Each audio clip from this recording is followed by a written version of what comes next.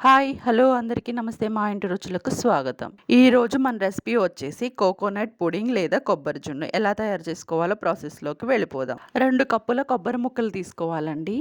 ఎనకాల పీల్ తీసుకునైనా తీసుకోవచ్చు. కానీ నేను డైరెక్ట్‌గా వేసేసుకున్నాను. దాంట్లోకి కొద్దిగా ఒక హాఫ్ కప్ దానిమ్మ గింజలు వేసుకొని, కొద్దిగా నీళ్ళు వేసుకొని మొత్తం ఇలా పేస్ట్ లాగా చేసుకోవాలి. ఇలా మొత్తం పేస్ట్ లాగా చేసుకున్న తర్వాత స్ట్రెయినర్ తీసుకొని మొత్తం వడపోసుకోవాలి. వీడియోలో చూపించిన విధంగా మొత్తం ఒకసారి వడపోసుకున్న తర్వాత ఇలా స్పూన్ పెట్టి కొబ్బరి పాలు ఇలా సపరేట్‌గా చేసుకున్న తర్వాత దీంట్లోకి అరకప్పు పంచదార వేసుకొని 4 స్పూన్ల కార్న్‌ఫ్లోర్ వేసుకొని 2 కలిసేలాగా బాగా కలుపుకోవాలి.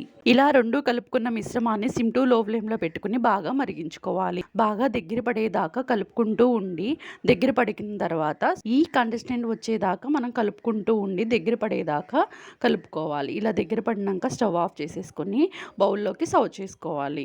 ఇలా సర్వ్ చేసుకున్న తర్వాత ఒక 5 నిమిషాలు బాగా పూర్తిగా చల్లారిన తర్వాత ఒక అరగంట ఫ్రిడ్జ్‌లో పెట్టుకొని తీసుకుంటే మనకి కోకోనట్ పుడింగ్ లేదా కొబ్బరి జున్ను చాలా టేస్టీగా చాలా బాగుంటుంది. ఒకసారి మీరు కూడా ట్రై చేయండి. దీంట్లో మనం దానిమ్మ గింజలు కూడా వేసాం కదా!